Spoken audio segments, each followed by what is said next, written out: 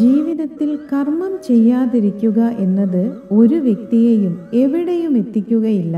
കാരണം മനസ്സിൽ നിറഞ്ഞിരിക്കുന്ന കർമ്മവാസനകൾ നമുക്ക് സ്വസ്ഥത തരികയില്ല. മനസ്സ് നമുക്ക് നേടാൻ കഴിയാത്തതിൻ്റെയും നഷ്ടപ്പെടുത്തി കളഞ്ഞതിൻ്റെയുമൊക്കെ പിറകെ പോയി എപ്പോഴും നമ്മളെ അസ്വസ്ഥമാക്കിക്കൊണ്ടിരിക്കും.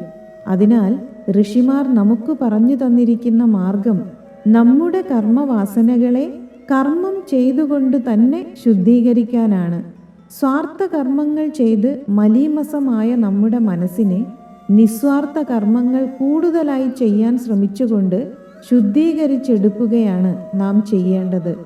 ഉപ്പുവെള്ളത്തിൽ നല്ല വെള്ളം കൂടുതലായി ഒഴിക്കുമ്പോൾ ഉപ്പിൻ്റെ കാഠിന്യം കുറഞ്ഞ് ഒരു പരിധി എത്തുമ്പോൾ ഉപ്പിൻ്റെ അംശം ഉണ്ടായിരുന്നു എന്ന് അറിയാൻ കഴിയാത്ത അത്ര ശുദ്ധീകരിക്കപ്പെടും.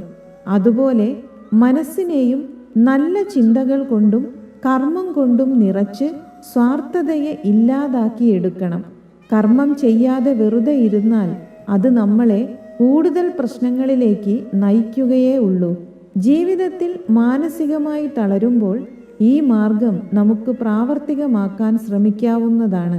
വെറുതെ ഇരിക്കാതെ എന്തെങ്കിലും നല്ല കാര്യങ്ങളിൽ തിരക്കുള്ള വ്യക്തികളായി മാറാൻ ശ്രമിച്ചാൽ ബാക്കിയെല്ലാം നമ്മുടെ മനസ്സ് തന്നെ ശരിയാക്കി നേർവഴിയിൽ എത്തിക്കും.